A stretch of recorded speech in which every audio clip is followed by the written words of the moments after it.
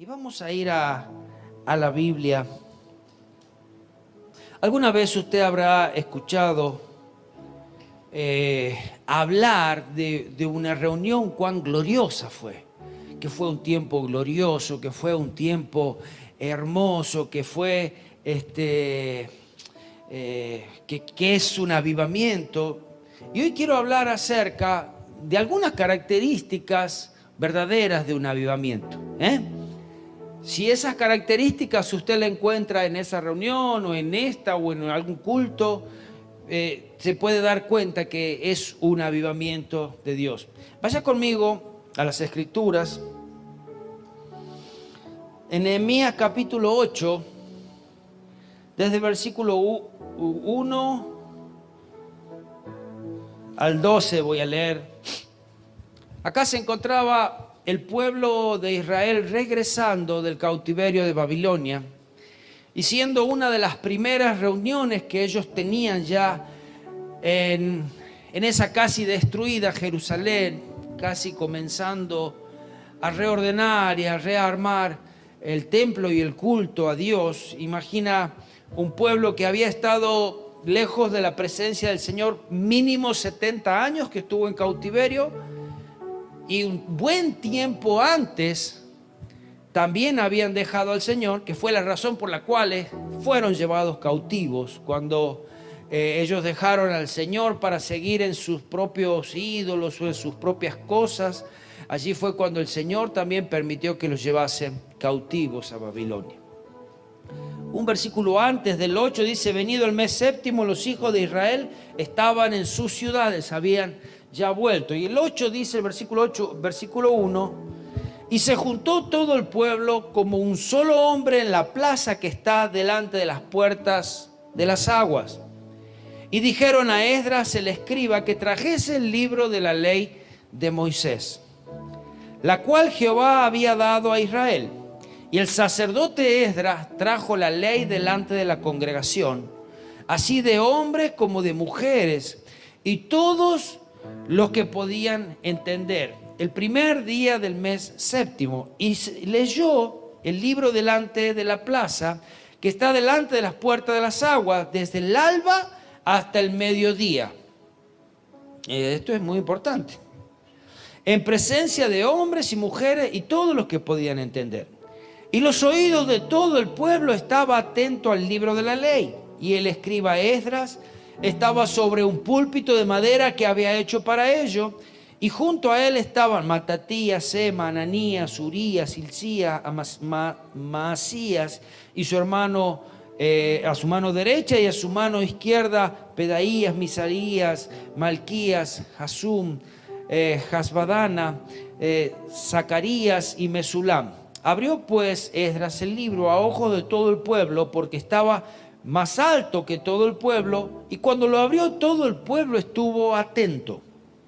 Bendijo entonces Esdras a Jehová, Dios grande, y todo el pueblo respondió: amén, amén. Alzando sus manos, se humillaron y adoraron a Jehová, inclinados a tierra, y los levitas, Jesúa, Bani, Serabías, Jamín, Acub, Sabatí, Odías, Masías, Kelita. No le podrían haber puesto Pedro, Andrés, Juan, ¿verdad?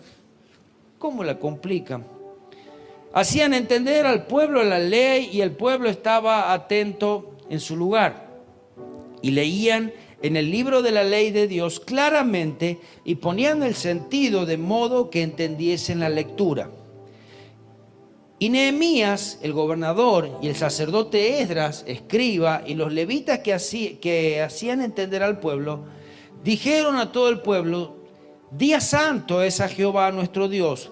No os entristezcáis ni lloréis, porque todo el pueblo llorando la palabra de la ley. Todo el pueblo lloraba oyendo las palabras de la ley. Luego les dijo: id, comed grosura y bebed vino dulce, y enviad porciones a los que no tienen nada preparado. Porque día santo es a nuestro Señor, no os entristezcáis, porque el gozo del Jehová es vuestra fuerza.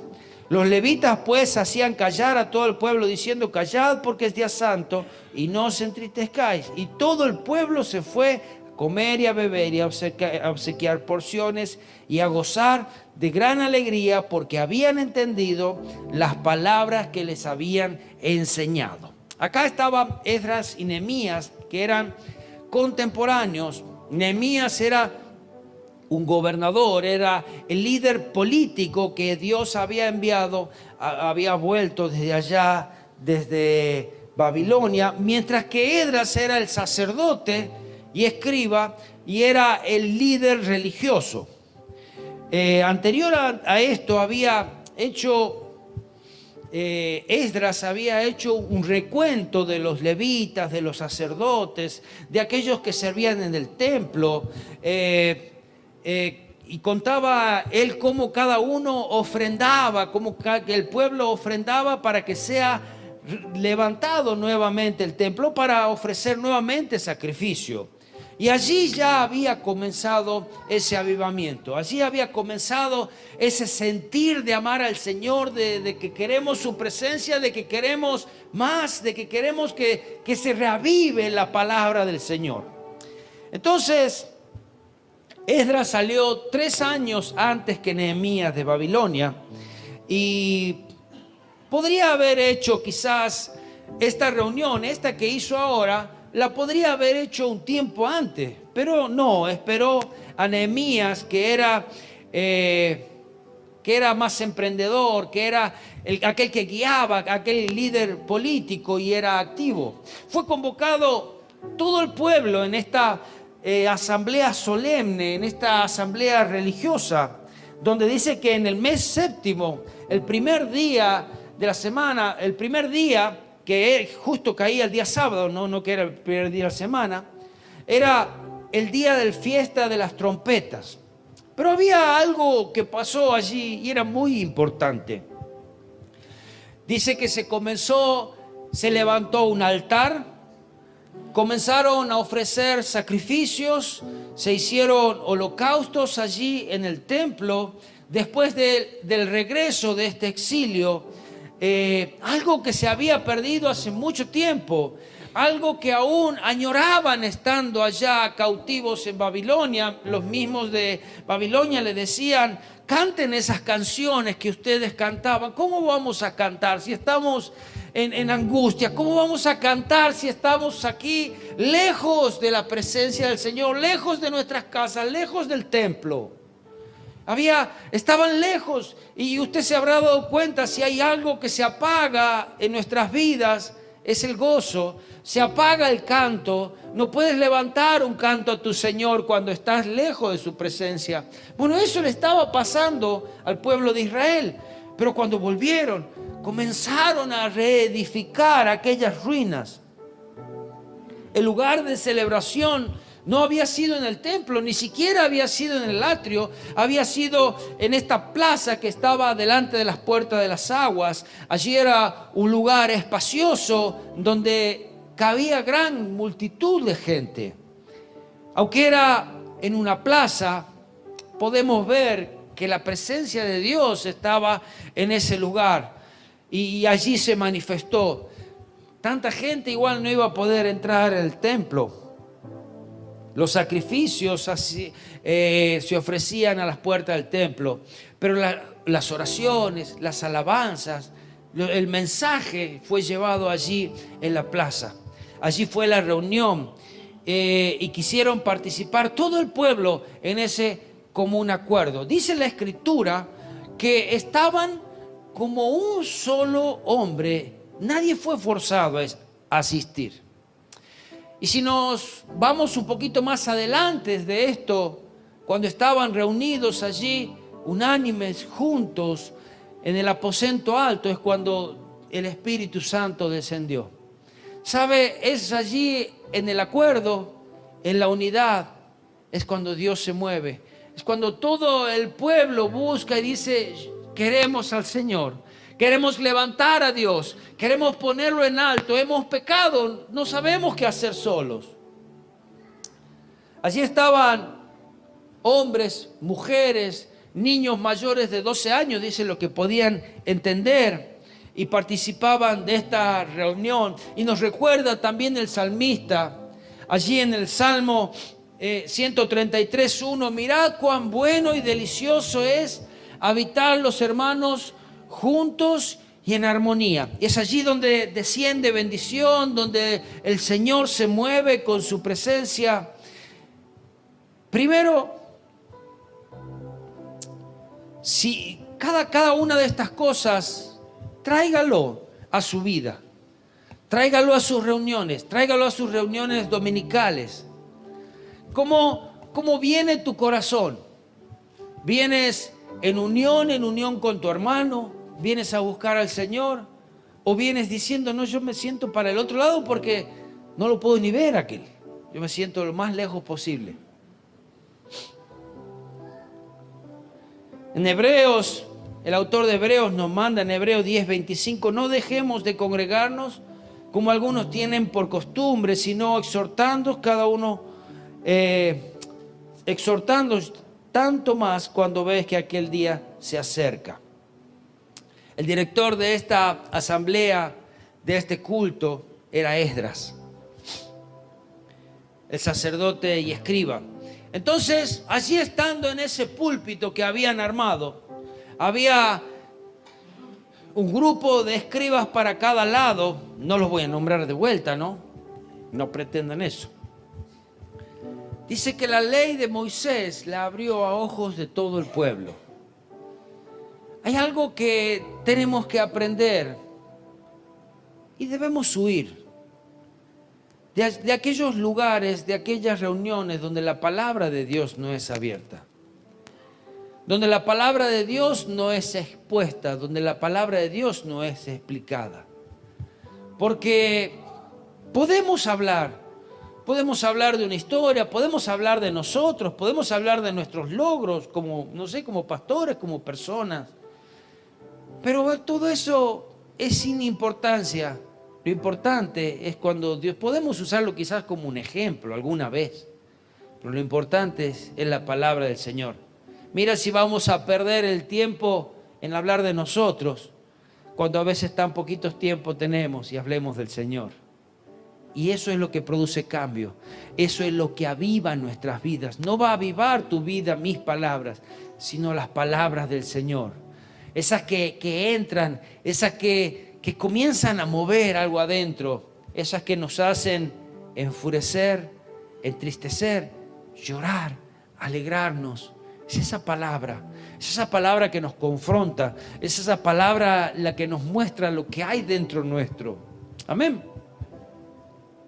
Dice que esta reunión duró desde el amanecer hasta el mediodía. Vamos a hacer, hermano, la reunión va a comenzar a las 6 de la mañana. ¿Qué hora venimos todos? Yo no quiero mirar a algunos porque sé que siempre llegan media hora o una hora después de que comienza la reunión a las 10 de la mañana. Dice que allí estaban, por lo menos 6 horas la reunión, 6 horas leyendo la Biblia, 6 horas escuchando la palabra del Señor, 6 horas escuchando lo que para nosotros es hoy el Pentateuco, la ley. Abrió Esdras, dice, el libro a ojos de todo el pueblo porque estaban más altos que todo el pueblo, y cuando lo abrió, todo el pueblo estuvo en la suya, mirando el celular, atento. Había reverencia por la palabra, había esa necesidad de escuchar la palabra verdadera. Dice en otra versión que se pusieron de pie, no que estuvieron sentados. Alguna vez en una reunión de 2 horas, ¿cuántas veces no vemos la hora de que se haga un poquitito de silencio para sentarnos? Como si fuese que estamos tan cansados. Puede ser que estemos cansados, puede ser. Pero ¿no le darías unos minutos a Dios de pie? Mira si no le vas a dar a su palabra. ¿Y si el Señor estaría acá? ¿Estaría sentado? ¿Bostezando? ¿Durmiéndote? ¿Qué opinan? Yo desde aquí veo mucho.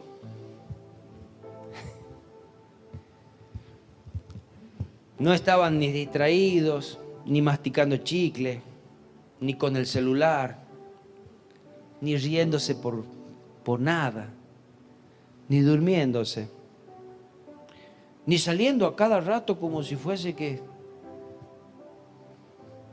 tanto les apura. No había otra forma y no hay otra forma de que Dios te hable. Debemos estar atentos a su voz. No es que Él va a decir, ay, justo salió Joni, ay, ya voy a esperar a que Él entre. Debe ser que le apuró para ir al baño, por eso salió. O capaz que le dio sed. O tenía una llamada muy importante en el teléfono. Y Dios dice, bueno, ya, espera, ya llega Joni y continuamos. Estaban atentos a la palabra. Qué gran ejemplo que es este, que nos enseña que el mensaje que se debe predicar desde el púlpito, debe ser bíblico. Así lo puedes analizar tú, a cualquier predicador que escuches, comenzando desde mí hacia cualquier otro. Si la palabra no es bíblica, no tiene tanta importancia. Amén. Si lo vas a escuchar en otros lugares, en un teatro, lo vas a escuchar en, no sé, en las plazas, vas a escuchar en la tele, en programas de cómicos, otros tipos de mensajes, pero un mensaje de Dios vas a escuchar de la Biblia. 13 ayudantes que estaban allí a sus lados, 7 a su derecha, 6 a su izquierda. También estaban aquellos levitas que interpretaban al pueblo las escrituras. Dice, y los levitas, y ahí los nombra, hacían entender al pueblo la ley, y el pueblo estaba atento en su lugar. Leían el libro de la ley de Dios claramente y ponían el sentido de modo que entendiesen la lectura. Había algo muy importante estaba pasando acá. Es la palabra de Dios la que puede transformar nuestras vidas cuando la entendemos. Por eso la necesidad de explicarla, por eso la necesidad de estudiarla, por eso la necesidad de meditar en ella, porque ella es la que transforma nuestras vidas y ella es la que transforma nuestras mentes, la palabra del Señor. El trabajo que hacían estos levitas, estos que estaban allí ayudando, era que las escrituras estaban en hebreo y los que estaban allí en esa reunión, ellos conocían el arameo. El hecho de estar tanto tiempo lejos de su tierra, habían comenzado a mezclarse con otros pueblos y comenzaron a olvidarse su idioma original. Eso nos pasa cuando nos vamos de la presencia de Dios. Comenzamos a olvidar ese lenguaje de Dios. Comenzamos a olvidar ese lenguaje celestial. Y bueno, ¿qué significará todo esto? Entonces allí estaban estos mezclados entre el pueblo y que interpretaban o hacían entender a los demás lo que decían las Escrituras. De hecho, aparentemente es también un método que utilizaba Jesús con sus discípulos, particularmente en el Sermón del Monte. Vieron que allí había alrededor de 20.000 personas y Jesús decía algo y el que estaba a lo lejos, pónganle, imagínense un estadio de fútbol, allí pueden entrar aproximadamente 20.000 personas. El que está en el otro arco no va a escuchar lo que decía, pero allí a los 20 metros había uno y repetía y podían escuchar más atrás. Entonces ese es un método que posiblemente se utilizaba en esta reunión y cuando estuvo Jesús, cuando había mucha gente. Por eso es importante que también sean fieles ellos. Este pueblo estaba sediento de Dios. 70 años de sequía, 70 años de cautiverio, 70 años lejos de Dios. Ansiaban, algunos ansiaban volver, otros ya no sabían ni lo que era. Los que nacieron allá les contaron de algo que había pasado, pero no sabían ni siquiera lo que era. lo que significaba. Allí Esdras era la boca del pueblo para dirigirse hacia Dios.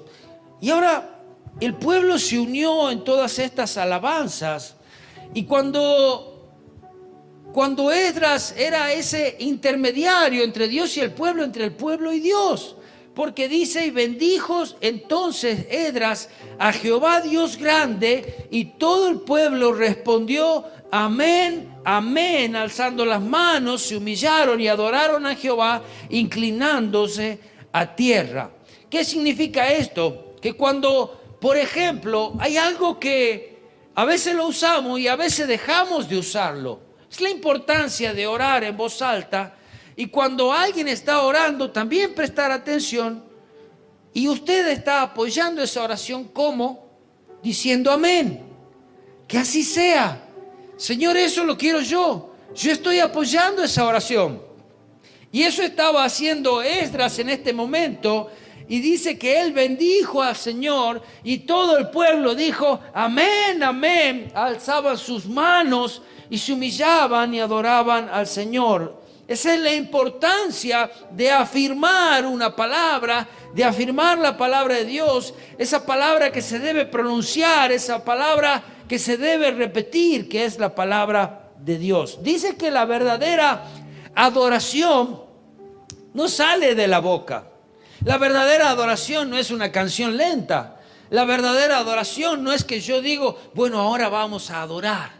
La verdadera adoración nace de un corazón contrito y humillado. Dice el Salmo 51, 17, los sacrificios de Dios son el espíritu quebrantado, al corazón contrito y humillado no desprecias tú, oh Dios. La verdadera adoración nace de un corazón humillado ante Dios, un corazón agradecido, un corazón que dice, yo te necesito, seas tú puesto sobre mi vida, sobre mi casa, sobre mi iglesia, sobre mi hogar. Es cuando yo estoy rendido a Él y voy a obedecerle. Esa es adoración. Si bien lo importante es el interior de nuestro corazón, si bien lo importante es esa actitud, nuestro cuerpo debe acompañar. Allí con nuestras manos levantadas, inclinados hacia Él.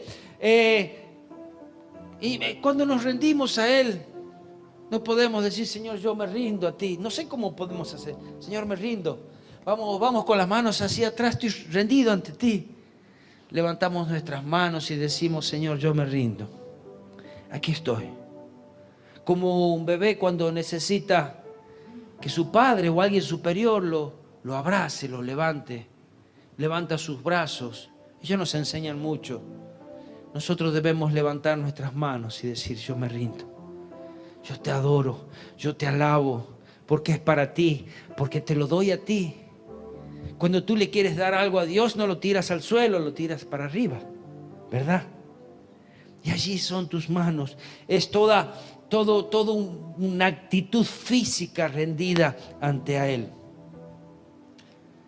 Levantamos nuestras manos en señal de rendición, levantamos nuestras manos en señal de victoria, sabiendo que tanto la bendición como el perdón vienen de lo alto. Vienen de allá de lo alto. Entonces, si tú lo quieres recibir, levanta tus manos. Cuando estás en un cumpleaños y hay una piñata, ¿qué haces? Yo sé que muchos hacen un poco de trampa y estiran la remera así, ¿verdad? Lo primero que haces, levantar tus manos para ver si agarras algo de lo que viene de arriba. Después llegó un momento que cayó algo al piso y ya se tiran todo el piso a juntar de ahí. Pero primero levantando las manos para agarrar ahí de primera mano lo que viene de esa piñata. Salmo 134, 2 dice, alzad vuestras manos al santuario y bendecid a Jehová. Alzad vuestras manos. Y allí también vemos esa actitud del salmista que dice, bendice alma mía Jehová y bendiga todo mi ser tu santo nombre. No solamente tu boca, no solamente tu expresión física, todo tu ser. Que sea demostrado. Porque podemos estar cantando, yo me rindo, masticando chicle, charlando con el otro. ¿Rendido a qué? Señor, te alabamos. ¿Viste lo que hizo la hermanita aquella? ¿Viste? Y hay un chisme, aprovechando. Cualquier cosa.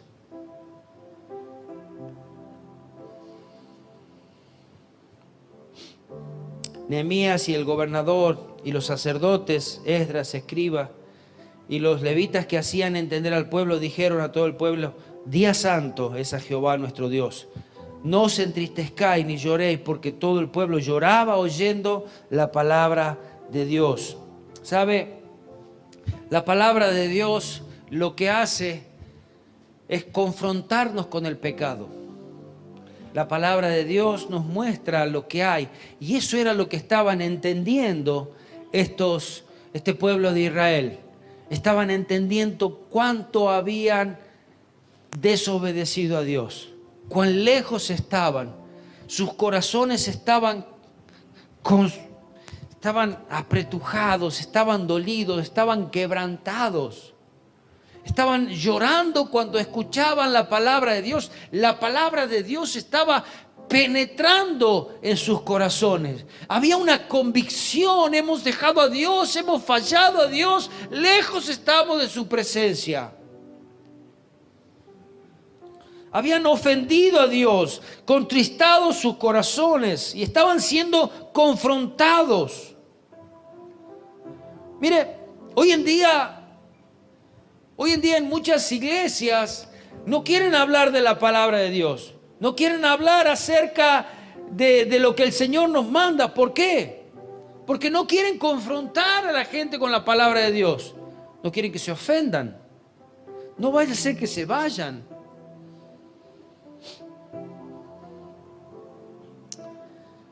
¿Sabe qué? Decir la verdad nos ayuda a recapacitar.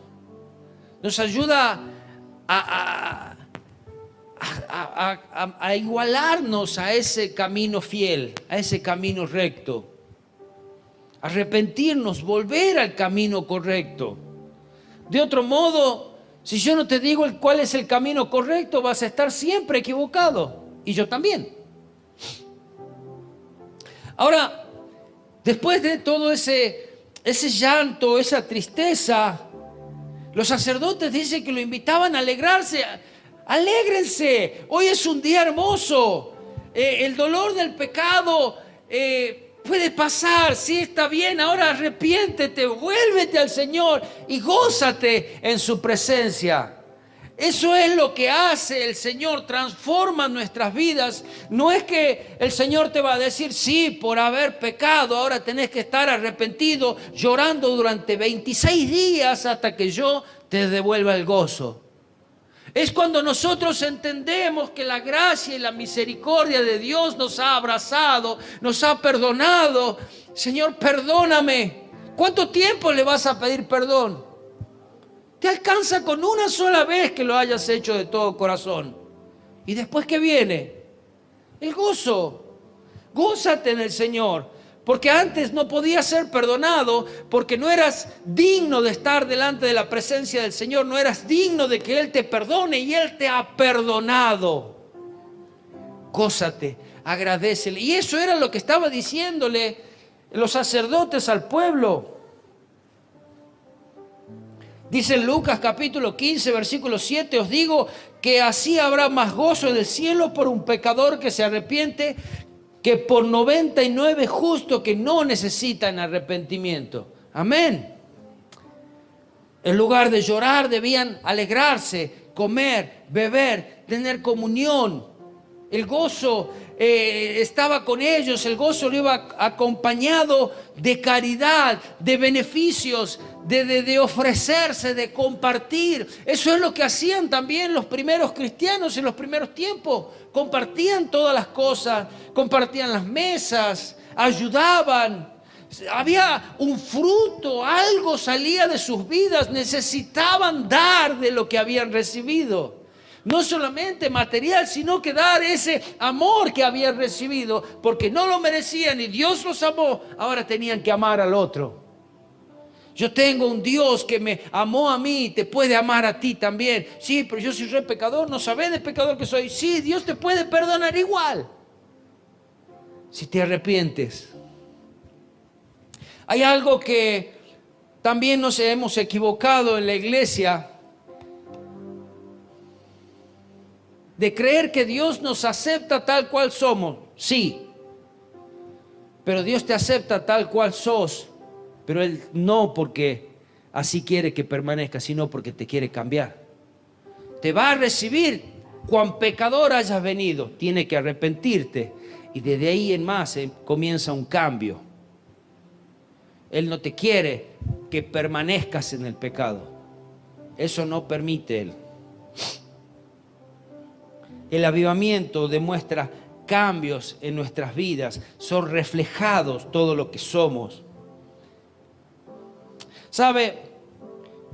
Y te decía que íbamos a ver algunos puntos que tiene un avivamiento. Un avivamiento, en el avivamiento es la palabra de Dios que es exaltada. En el avivamiento miramos al Señor.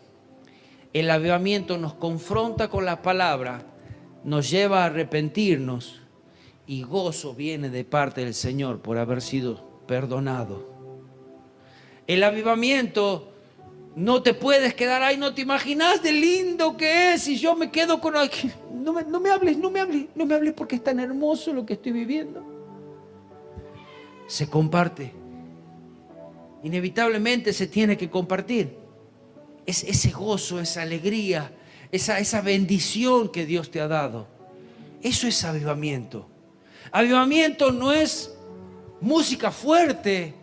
Avivamiento no es, no sé, qué sé yo, que se hayan dado muchas promesas. No sé. Avivamiento son corazones arrepentidos volviendo al Señor, dándole gracias y alabando su nombre. Y compartiendo con otros lo que el Señor ha hecho. Eso es salvamiento. Amén. ¿Sí? Y si alguna vez no lo encuentras en tu iglesia, comienza a buscarlo. Comienza a buscarlo en oración. Ese gran deseo de, Señor, yo te quiero. Yo te necesito. Yo sin ti no soy nada. Señor, quiero volver a sentir el gozo de tu salvación. Quiero volver a sentir ese gozo de que me hayas perdonado. Te metes en su palabra, la obedeces. Esa palabra que te transforma, que te cambia, porque la palabra es la que te cambia también. No lo que tú puedas hacer, sino lo que la palabra hace en ti, lo que Dios hace en ti. ¿Sabe? Hay tan pocas cosas que podemos hacer nosotros. Dios hace la mayoría. Nosotros debemos solamente acercarnos, humillarnos, buscarle. Lo demás lo hace el Señor. Tú no puedes forzar un gozo en ti. Él pone ese gozo. Ese gozo que sabes que porque Él te ha perdonado, porque estabas sentenciado a la cruz, estabas sentenciado a morir, estabas sentenciado porque tu vida estabas muerto en tus delitos y pecados y Él te dio vida. ¿Cómo no le vas a agradecer? Amén. Señor, te damos gracias. Te damos gracias por esta palabra. Señor, y ruego que aún, Señor, de nosotros no puede nacer a veces el deseo de más.